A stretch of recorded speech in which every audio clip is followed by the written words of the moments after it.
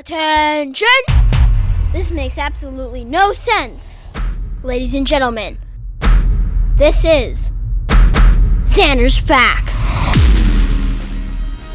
Hello everyone, welcome into Zander's Facts. I'm of course the aforementioned Zander. It's not a new episode of the podcast, Zander's Facts Flashback, Wednesday, April 19th, 2023. Thank you all so much for listening. We got a good flashback coming up this week. It's from episode 90, the DC Cash Cab, talked about all the money that's in politics. You know, there's a lot of that stuff in there, so we're going to talk about that this week. Well, actually, I already talked about it before on the podcast, but you're going to listen to the segment that we did in case you missed it, or if you want to listen to the facts again. We're going to have that this week on the podcast. Also, some new content, because if you can't tell, I'm a little disturbed. I'm a little angry. Really? And I'm going to get some things off my chest here in just a second about a sporting event that just occurred. I'm recording this Tuesday, April 18th at around 6 p.m. Eastern Time. About an hour ago, there was a sporting event that ended, and I'm going to talk about it on this podcast, and I might yell on this podcast, so please be advised, warning for your ears in case I get a little overboard. We're going to talk about that, though, just a second on the podcast. Before we do, just want to remind you all that if you like the Zander's Facts podcast, remember to follow the podcast, download this episode, the Zander's Facts Flashback, rate and review the podcast, and check us out on all the socials, Twitter, Facebook, Instagram, TikTok, at Zander's Facts. That's Zander with a Z. And most importantly, remember to tell all your friends. We like to call it around here, spread the facts. Zander's Facts Podcast. Tell all your friends about the podcast, about the newsletter. Zander's Weekend Facts comes out every Sunday morning. It's free. Link in this episode's description. Zander's Facts Linktree has all the Zander's Facts links that you need, including for the Zander's Facts website, which includes the Zander's Facts shop. Get your facts swag at the Zander's Facts shop. I'm angry, if you can't tell, because here's the thing, ladies and gentlemen. Before we get to this week's Zander's Facts Flashback, Tuesday, April 18th, the day before this flashback is coming out, there was a soccer match that occurred at Stamford Bridge in London, England on Tuesday between Chelsea Football Club and Real Madrid Football Club in the UEFA Champions League. And in that match, Chelsea proceeded to lose 2-0. Second leg, they lost 2-0 in the first leg at Real Madrid. They lost 4-0 on aggregate. They are out of the Champions League. Now, typically, this would not have me so upset because Chelsea are 11th in the Premier League at the moment. They are having just a horrible season, so to anyone, really, this was very much expected, even if I picked Chelsea to win all my Zander's Facts predictions on Instagram. So, even though I picked them, I was kind of expecting they would lose. However, in the fashion that they did, I was absolutely disgusted. It was an absolute what I just witnessed. And to be honest, I'm going to tell you that I was actually watching most of this game while I was in class. Kind of. I had my little tablet on, and it was in the corner of my screen, so I did pay attention. I also pay attention to class, though, just to let you know. Good to know. But what I witnessed in the first game, the first leg last week, and in this leg, was an absolute disgrace. Because Chelsea, who are now on their third manager of the season, after they fired Thomas Tuchel because they lost, a lot of people will tell you Chelsea are doing bad. Oh, we shouldn't have fired Thomas Tuchel. You all are forgetting that he lost to Dynamo Zagreb in the Champions League group stage, and that's why they had to fire him. The team, you've never heard of them before, from Croatia. You've never heard of them before. He lost to them, so he had to get fired. Then they hire Graham Potter from Brighton, and I don't know what happened, but they were terrible once again, and so he's fired. And now in comes the interim caretaker, basically, manager for the rest of the season, Frank Lampard, who was previously Chelsea's manager, but was fired in 2021. And then Thomas Tuchel took over. So, Chelsea are on their third manager. In the 4 games that Chelsea have played under Frank Lampard, do you know the results of all those matches? I will tell you that they have not won a single one of them. They have not drawn a single one of them. They lost all 4 of them. 2 of them to Real Madrid, but also a loss to Brighton and a loss to Wolves. Wolverhampton Wanderers. They lost to Brighton at home. How on earth, and you're 11th in the Premier League table, how on earth has this happened from a team who won the Champions League back in 2021, last year finished 3rd in the Premier League, and their players look terrible? And the reason why I'm talking about this and why I have gotten so angry after this specific match is because of the lineup that was produced for the Real Madrid match that occurred on Tuesday. Chelsea knew they had to score at least 2 goals. They were down 2-0 from the first leg on aggregate. They needed to score at least 2 goals. 3 to move on to the semifinals. And Frank Lampard puts out a lineup of Kai Havertz as his striker, and the other 2 forwards, N'Golo Kante and Conor Gallagher, who are not forwards, they're midfielders. You have on your bench João Felix,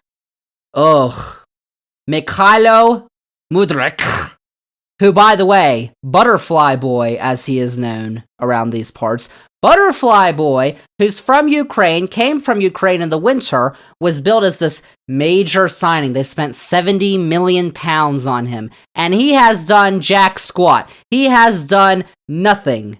Why isn't he in Ukraine fighting for his country? Instead, he's off playing soccer in London, yelling the N-word. He's white, by the way, yelling the N-word out in convertible cars.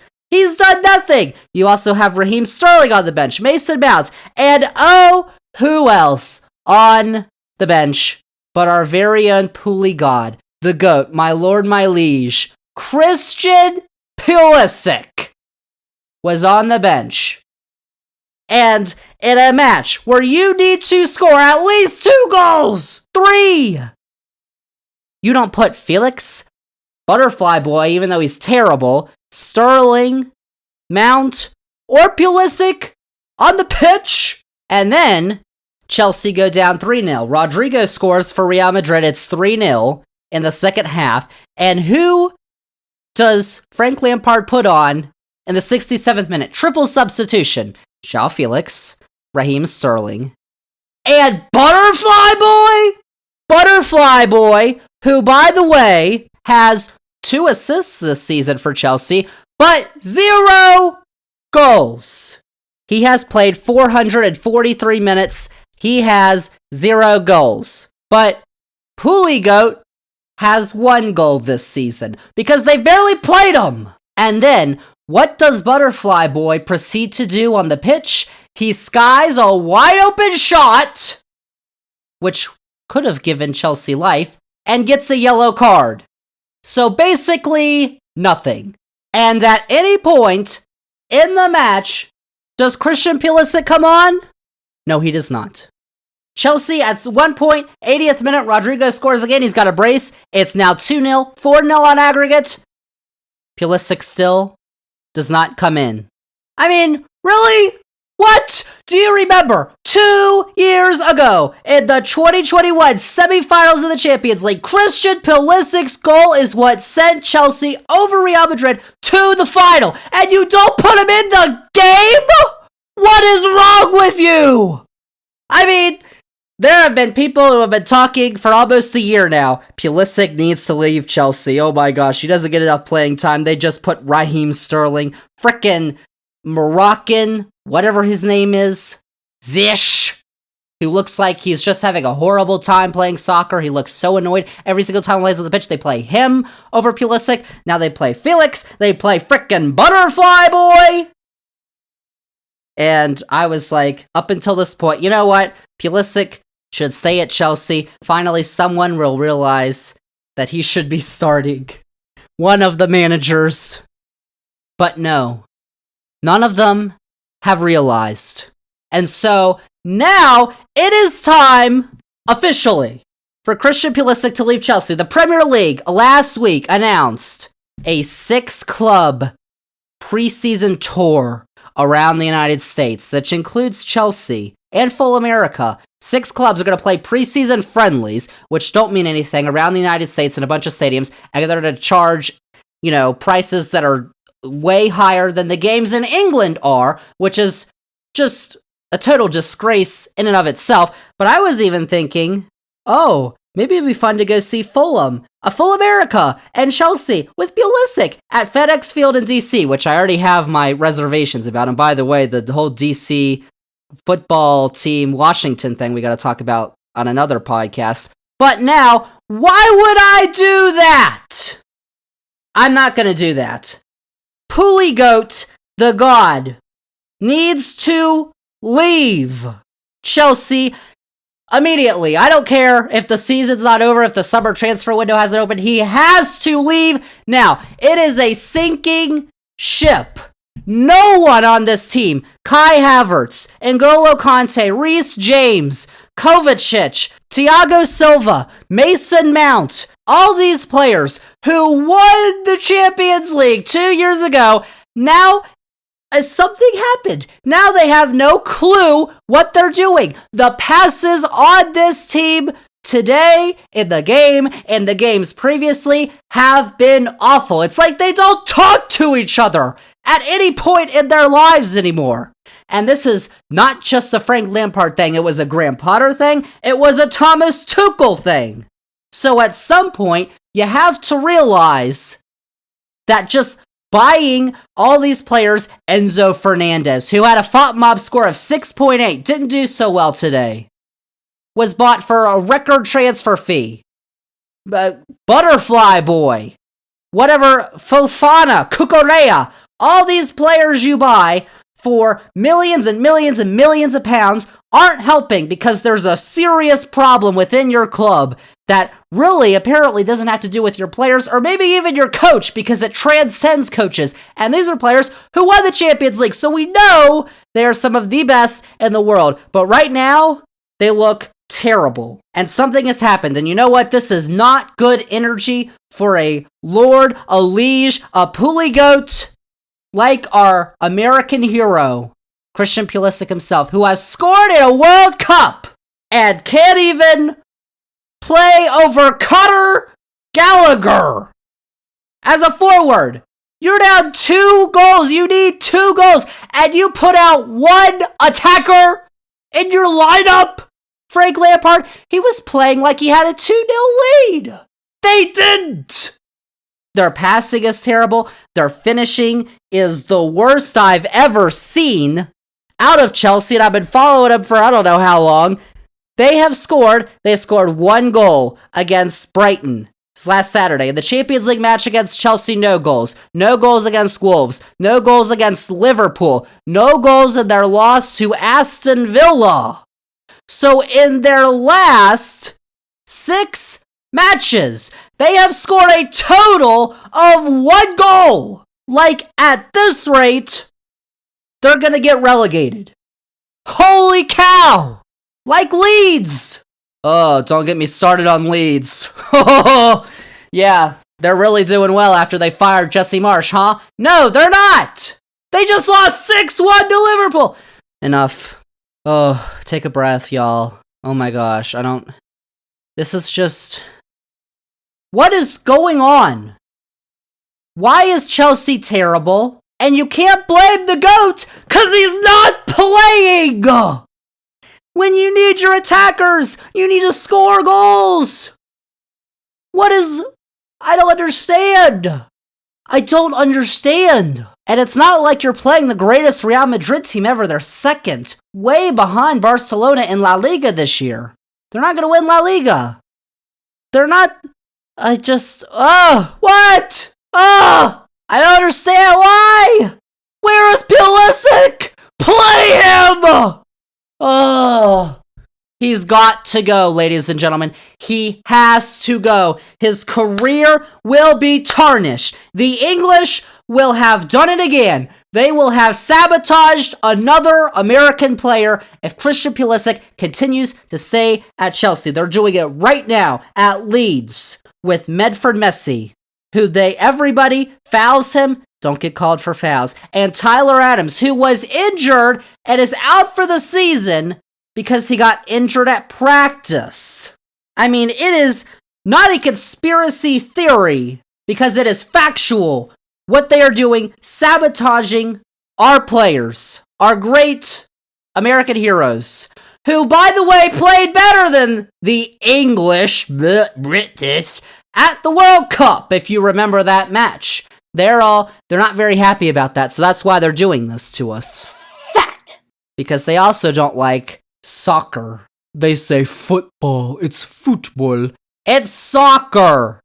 Soccer Saturday is a literal TV show they have on in England. I just can't anymore.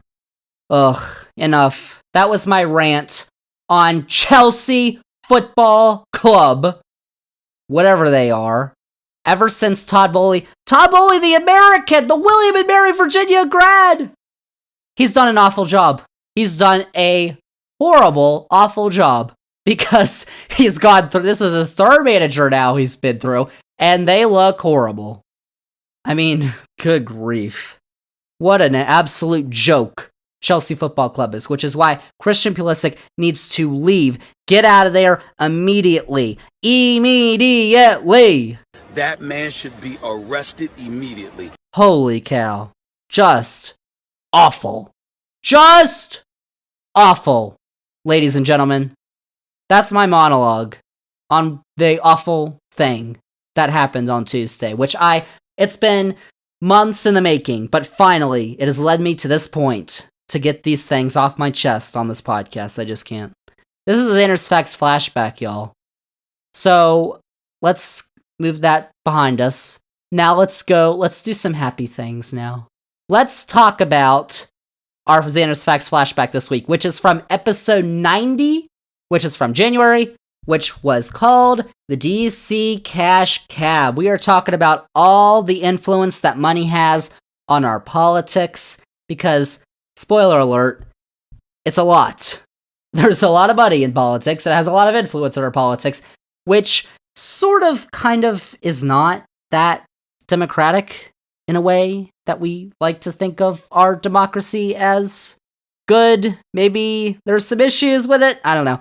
Let's talk about it, though, because I talked about it back in January, so let's replay that podcast. Right here, we are talking about money and politics from episode 90 of this podcast, right here this week on this Zander's Facts Flashback.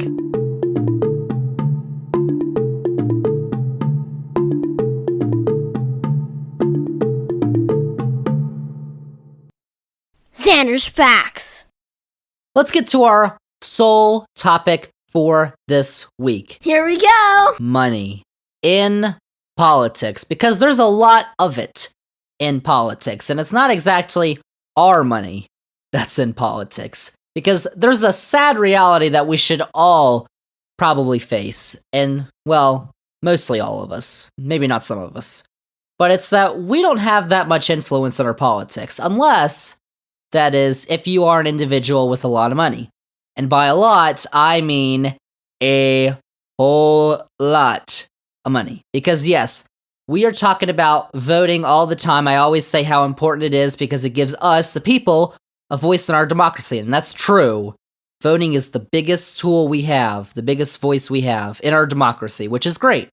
But there are a few in this country who actually have a much larger voice. And it's not because they have more than one vote, but it's because they have much more money than the average American. And it turns out that having a lot of money can do wonders to advance whatever agenda you have. And that's true in many facets of life. And that includes politics. And y'all probably know about all that. But what about where all this money comes from? What all that money actually does? We all hear and talk about, oh, Washington is so corrupt. Why is it so corrupt? It's a question a lot of us have, and the answer is about to be revealed on this podcast, actually, so just hold on. So on this week's podcast, we're going to take a look at just how much money is in our politics, where it comes from, what it does, and eventually what we can do to get rid of it, because that would be nice. So before I get started, by the way, I just wanted to let you all know that there was a previous episode of this podcast that was recorded back in July, episode 71 of the Zander's Facts podcast, The Rich Keep Getting Richer, which did pretty well back in the summer, I might say. But when you finish listening to this podcast, go check out that podcast if you haven't, because we talked about wealth inequality in the US, and a lot of it kind of relates to what we're about to talk about. So if you haven't listened to that episode, or you need to go listen because you haven't listened since last year, oh my gosh, 2022, then go check out that podcast, because it also has a lot of facts and a lot of similar facts based on wealth and inequality, which we're going to talk about here on this podcast. But let's start off on this podcast with the question of how did our politics in the United States, but in a lot of places, but specifically we're talking about in the United States, get overrun with wealth, all this money. And when I say all this money, I'm talking about billions and billions of dollars, billions with a B. Get that dough. And what we're talking about here is not what the federal government takes in from tax revenues and spends. That's a whole nother thing, which we can talk about and we have on this podcast. But what we're talking about is what is spent on political campaigns by outside forces. What we're talking about is the money that is being spent that influences how much money the government spends and where it spends it. And most of this obviously has to do with Congress, but it could definitely apply to the other two branches of the federal government and state and local levels of government in some circumstances. But the biggest issue that we all see all the time, or we all complain about, is with Congress. And it all starts when a candidate declares that they're running for public office. And in order to have any chance of winning, if you run for any office, this is true for any level, local, state, federal, you have to get your name out there. And that takes something that we like to call moolah, money. Hello, I like money. Mr. Krabs loves him some money. What inspired you to build a second Krusty Krab right next door to the original? Money. And you need to make sure that the voters know who you are and what you stand for, where you stand on the issues. You need to make flyers, campaign signs, online ads, television ads, maybe. All of these things to make sure that you are known. But not just to the voters, but also to the donors, who can be voters, but not in all cases. And here's the first number I'm going to bring out for you. It costs an average of over $2 million to run a successful campaign for the U.S. House. So a candidate's campaign, usually has to spend, on average, $2 million to win an election for the U.S. House. In the Senate, that average cost in the 2018 midterm elections was over $15 million. Fact nugget. And while a lot of candidates tend to use their own wealth in their campaigns, donors can obviously help. And obviously, sometimes you can't use your own wealth because you don't really have any. You don't have $2 million. In fact, in 2018, Beto O'Rourke, the Democrat who lost the Texas Senate race in 2018, spent $79 million, and he lost. Now, of course, that's including money from donors who donate directly to the campaign. But even that number is still pretty crazy. And then, if you're actually trying to replace an incumbent, so if you're running against the person who already holds the seat, it can get even more pricey, because that's what Beto experienced when he ran against Ted Cruz. In last year's congressional elections, we're talking 2022 now, 94.5% of the incumbents running in the House won. And that number really hasn't changed much in the last few decades. There is a thing called incumbency advantage, and it is real. That's why most presidents serve 2 terms, because after your first term, when you run for your second term, you usually win.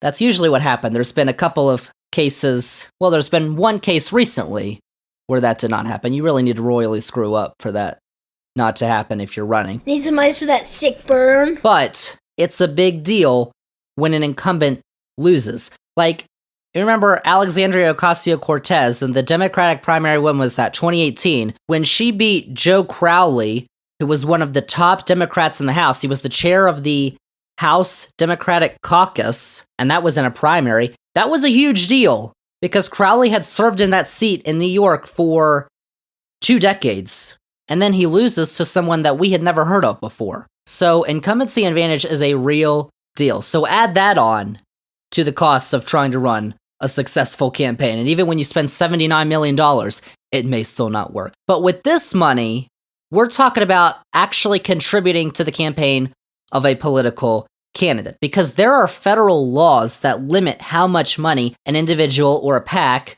which is a political action committee, can give to a political candidate. So last year, the maximum amount of money that you, an individual, could give to a candidate for federal office was $2,900. For multi-candidate PACs, political action committees, that number is $5,000. So you're probably thinking, well, I probably wouldn't spend $2,900 on a political campaign, nor could I, but that doesn't seem too bad. I mean, $2,900 can add up to a lot if a ton of people are donating, but not billions and billions of dollars, you know? So that's not where the real issue lies. To find out where the real issue lies, we're going to go all the way back to the great year of 2009. How about that? 2009. Man, that was rough. 14 years ago, the inauguration of our first black president, Zander was just a wee youngling. And also in that year, the Supreme Court heard the case of Citizens United versus the Federal Election Commission. Now, you've probably heard of Citizens United before. They're a conservative, nonprofit organization that in 2008 were trying to promote and air a film that was critical of Hillary Clinton during the 2008 presidential primary elections. But because the film was considered electioneering communication and was within 30 days of a primary election, or in the case of that law, 60 days within a general election, the broadcasting the film would have violated the 2002 Bipartisan Campaign Reform Act, which was passed on a bipartisan basis through Congress and signed into law by President George W. Bush. Merkel. That law, which is also known as the McCain-Feingold Act for Senators John McCain and Russ Feingold, who were on opposite sides of the aisle, dealt with soft money and campaign financing and issue advocacy ads like the Citizens United one, if you needed an example. Citizens United, so they sued the FEC, saying that the ban of all independent expenditures by corporations and unions was a violation of the First Amendment's protection of free speech.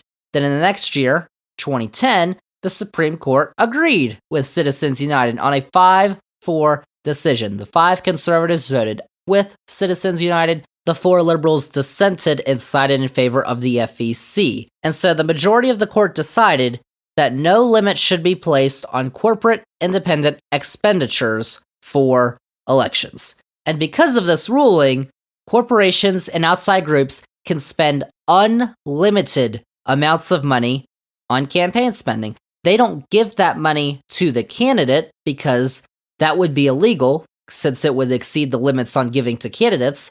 Instead, they spend it on their own. And at the time of the ruling, 2010, Republicans, like the leader of the Republicans in the Senate, Mitch McConnell, praised the ruling. He said it would restore First Amendment rights, while Democrats, like then President Barack Obama, decried the ruling because they said it gave special interests and lobbyists even more power. So now, instead of tens of millions or less that we talk about for candidate expenditures, we're talking about much, much more that goes into a political campaign. And so that leads us to one of our next questions. So what does all this outside money do, and where exactly does it go to? Well, the first election where we saw this happen, where the aftermath of the Citizens United ruling, where we were able to see its effects, was in the 2010 midterms. That was the year Republicans made massive gains to take control of the House on that Tea Party movement. The Citizens United ruling came on January 21st of that year, 2010. And by election day, nearly $300 million had been spent by outside groups. 40% of that coming from undisclosed sources, so we don't know where 40% of that came from. Oops. Which might be a problem. This money wasn't given directly to candidates, though. It was given to indirectly support candidates and causes. And that created what we now know today as super PACs. Remember those political action committees? Now they're supersized, so they're super PACs. So I'll give you an example of a super PAC in action. In 2016, you may remember a Republican presidential candidate by the name of Carly Fiorina. Taking you back a ways. Who? The name of Carly's official campaign committee was Carly for President. That was the name of her campaign. But some of her supporters set up a super PAC by the name of Carly for America. You see the similarities? So Carly for America, which was the super PAC, was able to attend events which were held by the Fiorina campaign. They signed people up to an email list. They handed out stickers. They helped the campaign with setting up events, volunteering for no pay. I said that in air quotes. And Carly for America was able to raise millions of dollars and use that to indirectly help the Fiorina campaign without actually giving the money to the campaign directly. And obviously, Carly Fiorina didn't win the Republican primary in 2016, but this happens with every candidate. And it's not just a partisan problem because super PACs live on both sides of the spectrum. Republican and Democratic supporters each set up super PACs that make millions and millions and millions and millions of dollars to support their candidate indirectly. And because of the Citizens United ruling, that is all perfectly legal. That was dumb. Well, technically, members of super PACs and campaigns cannot actually coordinate with each other. They cannot communicate on these campaigns, basically. That's illegal. But as you would imagine, the government agency that is in charge of regulating this, the Federal Election Commission, the FEC, has a hard time of it. And not just because it would be difficult to track coordination, especially if no paper trail was left. That'd be difficult, seeing, did these people communicate with these people? That's already difficult. But also because the FEC, spoiler alert, has basically been set up to fail. What do you say? And if you don't know what the FEC is, it's the Federal Election Commission, which is an independent regulatory agency which was created in 1974 after amendments were added to the Federal Election Campaign Act. This came after the Watergate scandal, and there were serious financial abuses in the 1972 presidential election, and members of Congress on a bipartisan basis agreed that there needed to be a government agency that was regulating campaign finance laws, especially after they passed the Federal Election Campaign Act in 1971. But the commission is set up so that on all times, there are 3 Republicans and 3 Democrats. And when there is a tie vote, nothing happens. So you would imagine how much gets done over there at the FEC.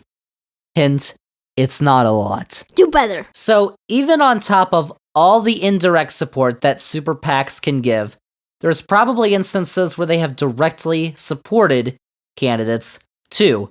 And they've gotten away with it because of our great bureaucracy. How about that? So during election season, when you see a digital or television or even print ad, and it doesn't say it's endorsed by a certain candidate, then it's most likely coming from a super PAC.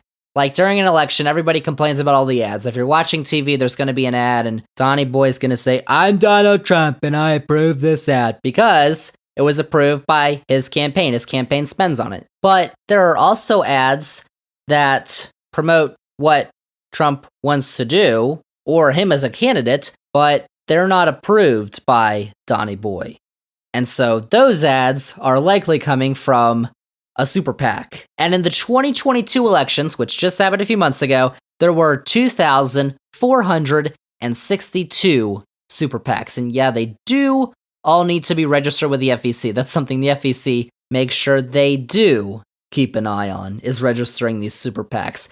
In last year's elections, these super PACs raised, this is a big number I'm about to throw out at y'all, $2,701,502,151. That's how much they raised. They spent $1,353,113,454. That's a lot of numbers. And 61% of that money spent came from conservative super PACs.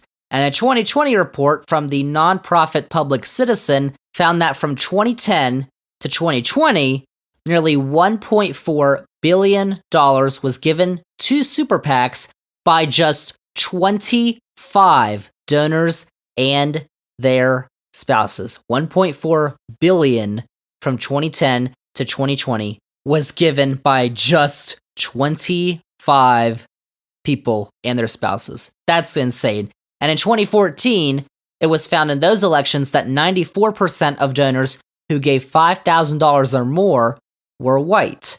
When in the last census, which was 2020, but that's only 6 years, wouldn't be that big of a change, white people who were not Hispanic or Latino made up just 59% of the population in 2020. That's facts. And so when we talk about those 25 donors, which we're talking about the richest of the rich, take, for example, Sheldon and Miriam Adelson, the owners of the Las Vegas Sands Corporation, which is a casino company. Now, Sheldon passed away in 2021, but after the 2017 tax cuts passed by Republicans in the Congress, which gave the Adelsons a $700 million tax break, by the way, they then invested $113 million of that into the 2018 elections for Republicans, which was the record for a political contribution by a single household.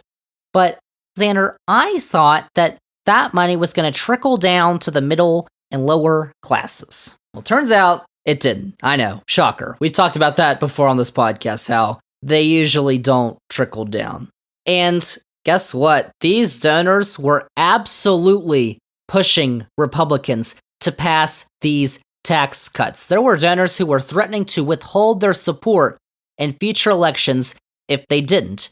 And it's really a never-ending cycle, or it has been up until now, because that tax cut in 2017 cut the federal corporate tax rate from 35% to 21%. And that's how not just the Adelsons, but a lot of people who own these large corporations got big tax breaks. Not really for the people who don't make over $500,000 a year. And we talked about that on episode 71 of the podcast, which you should go check out. Same as Bug. And that's about where the effective corporate tax rate stands, but hasn't always been that way. It was much higher back in the 40s, the 50s, the 60s. It was hanging around 50, 40%. And actually, back in those days, 40s and 50s, the corporate income tax as a share of our GDP was up around 4, 5, 6%. And in 2009, it was just 1%. It's a fact. And that was really started by the massive corporate tax cuts that happened in the 80s, which happened to be when a certain Republican was president. But the fact is, the donors for Republicans were still asking for it, the lobbyists. You know, we weren't dealing with all the money from Citizens United back in the 80s, but there was still some influence for these politicians on Capitol Hill. Now, it's just really all out in the open, and we can see how much money is being spent. This amount of money has never been spent before, but still, it's just staggering. So, you add that donors are pushing Republicans to pass these tax cuts because their donors get huge tax breaks from these tax cuts for corporations and the wealthy. You add all that on top of the lobbying that goes around on Capitol Hill and has forever, where politicians are influenced by big money-making lobbyists. Those lobbyists make a lot of money. And the stock trading that politicians partake in, and the corruption as well. And it's added up to the most money we've ever seen in politics by far. And all that money means a lot of influence. And since it's not us, normal, everyday Americans, giving that money, that influence doesn't go to us. Because most politicians can just follow the money instead of listening to their constituents. But in most cases, because they either have a D or an R next to their name, they'll keep getting reelected. And fundraising for the next election begins the day after the last election ends. It doesn't matter if you're a House member and you got 2-year cycles or a Senate member and you got 6-year cycles. Always fundraising for the next election begins the day after the last election ends. If you say so. So the question of why are politicians corrupt and out of touch with their constituents, which many polls would suggest that the vast majority of Americans believe, both sides of the aisle, well, take what Citizens United has done as a direct example.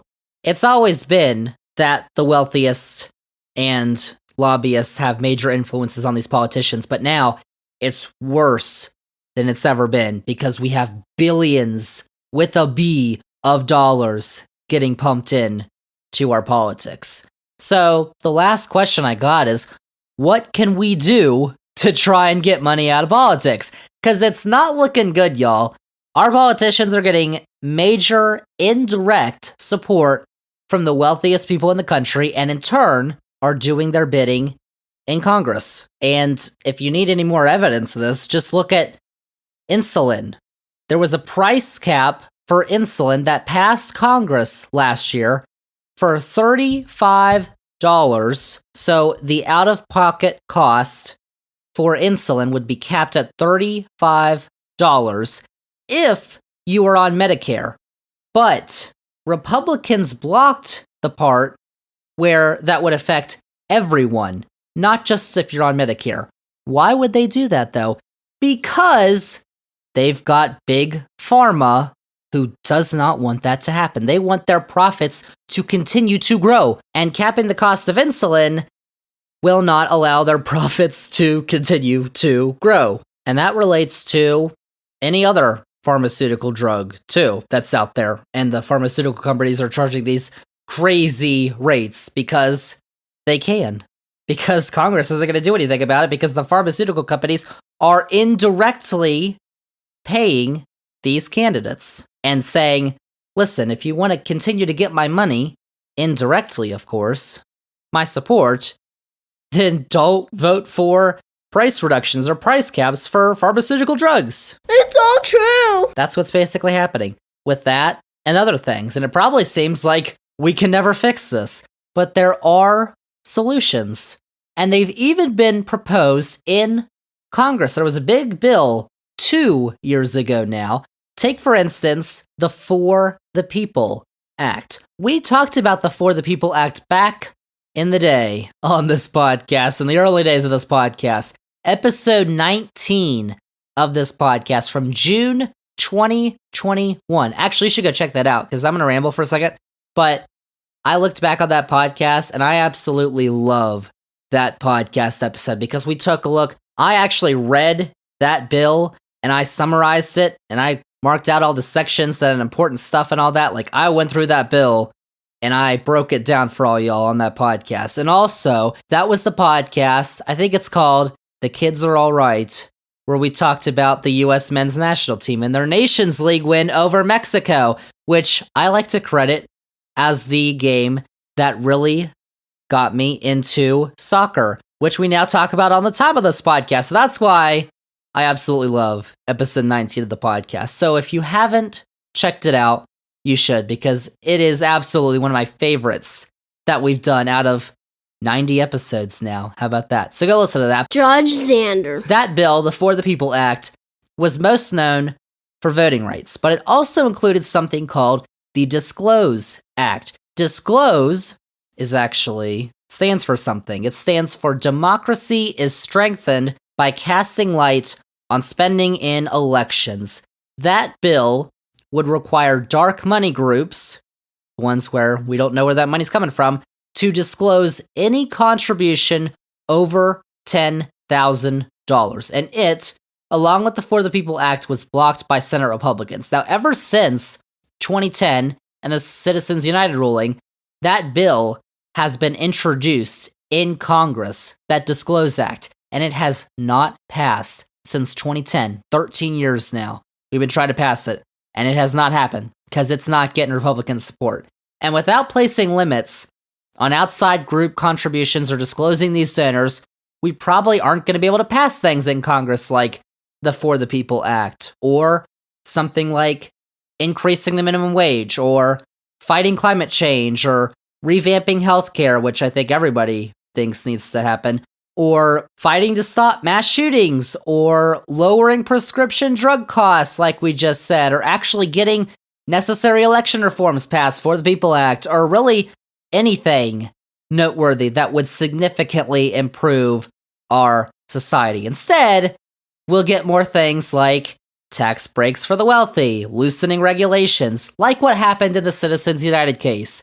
Because it's pretty insane that from March 18th of 2020, you may remember that time, that was not a good time, to June 17th of 2020, the total net worth of US billionaires rose from 2.9 trillion to 3.5 trillion in 3 months. This is a fact. At the height of the pandemic, over 40 million Americans filed for unemployment benefits, and the net worth of billionaires rose by $600 billion. And a lot of that is because in the CARES Act that was passed included tax breaks, more of them. So there you go. And also closing loopholes for corporate donations, limiting outside spendings, and making sure that we actually know who is spending what and where are reforms that probably need to be passed. And probably banning Congress members from trading stocks and sitting on corporate boards would lessen the influence that the wealthiest have on them too. This is something that both parties are guilty of, because Nancy Pelosi is an individual who does not want stock trading to be banned by congressional members. These are issues that we have with members from both sides of the aisle. There's a senator who's now an independent named Kirsten Sinema. You know, when she got in Congress 2018, she was worth a lot less than she is now. And her views have changed a lot from then to now. I saw one thing that she was talking about randomly. I don't know what it was, but she called Kevin McCarthy a dear friend. Now, I'm all for bipartisanship, but really, you know, that's an individual who has made a lot of money in Congress, and his views have changed. She was a very progressive Arizona state legislature, and now she's an independent because she doesn't want to get rid of the filibuster to do all these progressive Democratic things. And there really aren't many reasons why she would completely flip-flop on all these positions in a couple years, except for, I don't know, maybe I like money. the promise of wealth. So, there you go. And until we get those things, all these reforms, the situation we're in is probably just going to get worse and worse. Things need to happen. Things need to change. Or unless we're just going to keep going in this never-ending cycle of tax breaks and politicians gaining money rapidly overnight, their net worths ballooning, and not because of us, but because of those at the top, who might not want things that we do. They might want things that give them more power and wealth, and we might not want that because we might not want monopolies, we might want competition, we might want better wages, better working conditions. And as in we, I'm talking about the vast majority of people in this country and around the world. But we'll see. Things have got to change because there's a lot of money in our politics, and it is not a good thing. Spitting the truth. Zander's Facts. And there you have it, y'all. That is this week's Zander's Facts Flashback. Thank you all so much for listening to that and my little monologue I had before. I had to get some stuff off my chest, y'all. I'm good now. But, yeah, things need to change. And in a few weeks, we'll be talking about soccer again because the club soccer season in Europe is coming to a conclusion. So we're, of course, going to be talking about that on this podcast. Stay tuned for that in the coming weeks. But that is all the facts I have on this week's Zander's Facts Flashback. Thank you all so much for listening. And remember, if you liked all the facts that we had on this week's podcast, remember to follow this podcast, download this episode, this Zander's Facts Flashback. Remember to rate and review the podcast, and check us out on all our socials, Twitter, Facebook, Instagram, TikTok, at Zander's Facts, that's Zander with a Z. And most importantly, remember to tell all your friends. We call it Spread the Facts. Zander's Facts Podcast. Tell all your friends about the podcast, about the newsletter, Zander's Weekend Facts, about Zander's Facts on YouTube. You should go check out Zander's Facts on YouTube too, because all our new episodes get posted on there. Check out Zander's Facts on YouTube, subscribe, like, heart, whatever, I don't know. And then check out the Xander's Facts link tree. It's linked in this episode's description for all the Xander's Facts links that you need. That is it for the Xander's Facts Flashback, episode 102. A new episode of the podcast is coming out next week, so make sure to stay tuned for all the facts that we've got coming for ya, cooking up next week. But that is it. That is a wrap on this Xander's Facts Flashback. Thank you all so much for listening, and we'll see y'all with episode 102 next week.